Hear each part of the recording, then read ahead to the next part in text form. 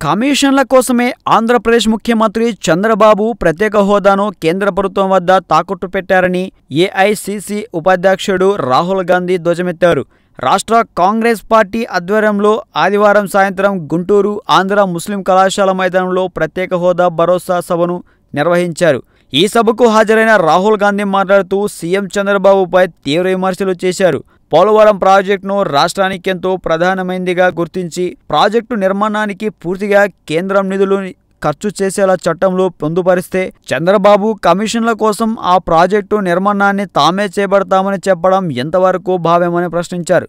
కమిషన్ల భయంతోనే ప్రాజెక్టు నిర్మాణానికి కేంద్రం ఇవ్వాల్సిన డబ్బులను పూర్తి స్థాయిలో ఇవ్వాలని చంద్రబాబు ధైర్యంగా అడగలేకపోతున్నారని ఆరోపించారు.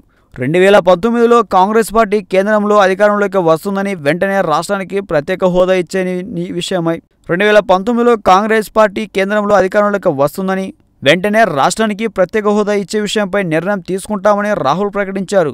ప్రధాని మోదీ హిందూ ధర్మ పరిరక్షణ కోసం పాటుపడుతున్నట్లు చెబుతూనే తిరుపతి వెంకటేశ్వర స్వామి సన్నిధిలో రాష్ట్రానికి 10 ఏళ్ల పాటు ప్రత్యేక హోదా ఇస్తామని హామీ ఇచ్చారని, అయితే తర్వాత ఆ హామీని ఎందుకు వెనక్కు తీసుకున్నారో తెలియలేదన్నారు. దీన్ని హిందూ ధర్మ పరిరక్షణకు కాపాడమంటారా అని ఎద్దేవా చేశారు.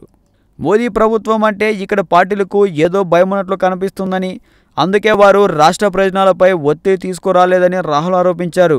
కాంగ్రెస్తో పాటు భరోసా వేదికపై ఉన్న పార్టీలకు మోదీ అంటే భయమని లేదని, అందుకే హోదా కోసం పోరాటం చేస్తున్నట్లు పేర్కొన్నారు.